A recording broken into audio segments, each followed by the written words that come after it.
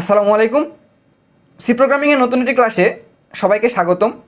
আজকের ক্লাসে আমি নতুন একটি চ্যালেঞ্জ নিয়ে এসেছি। আসলে এখানে চ্যালেঞ্জ বলতে আমি প্রোগ্রামিং প্রবলেম সলভকে বুঝিয়েছি।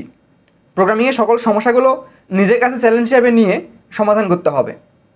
তাহলে চলেন শুরু করা যাক। Write a C program to print the following output by using hash characters. Write a C program, একটা আমাদের সি প্রোগ্রাম লিখতে হবে to print the following output. আমাদের আউটপুট হিসাবে এই শেপটা আমাদের পাইতে হবে। Okay, by using hash character, আমাদের অবশ্যই হ্যাশ ক্যারেক্টার ইউজ করে এই প্রোগ্রামটা লিখতে হবে। তো এটা আমরা কীভাবে করব, এটা আপনারা দেখতে পাচ্ছেন, এটা একটা ইংরেজি বর্ণমালা সি শেপ।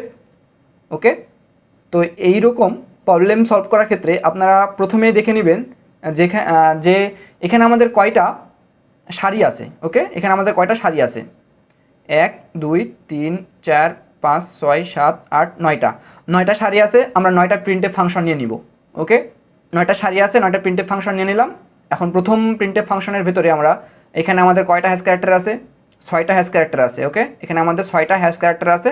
তো প্রথম প্রিন্টএফ ফাংশনে আমি 4টা স্পেস দিলাম। 4টি স্পেস দেওয়ার পরে 6টি হ্যাশ ক্যারেক্টার লিখে ফেললাম।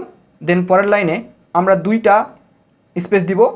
এমনভাবে দিব যেন এখানে 2টা স্পেস দেওয়ার পরে প্রিন্টএফ ফাংশনের মধ্যে 2টা স্পেস দেওয়ার পরে আমরা 2টা হ্যাশ ক্যারেক্টার লিখবো। এমনভাবে লিখবো যেন উপরের এটার সাথে এটা আমার একটু পার্থক্য থাকে বা এখানে না মিলে। ওকে, দেন আমরা আরও কিছু স্পেস দেওয়ার পরে এখানে আর 2টা লিখে ফেললাম। ওকে, অ্যান্ড পরের লাইনগুলোতে আমাদের একটা করে স্পেস দিতে হবে।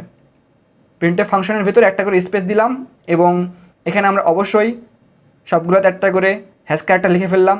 দেন এই লাইনে আমরা দুইটা স্পেস দিব অ্যান্ড এই লাইনে আমরা 3টা স্পেস দিব।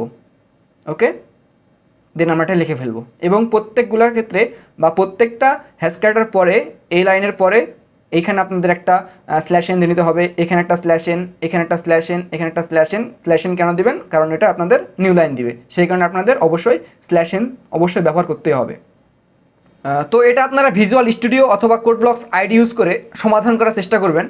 পরবর্তী ক্লাসে এটা আমি সমাধান করে দিব। আপনারা অবশ্যই আমার চ্যানেলটি সাবস্ক্রাইব করে রাখবেন। Thank you so much for watching this video. আসসালামু আলাইকুম।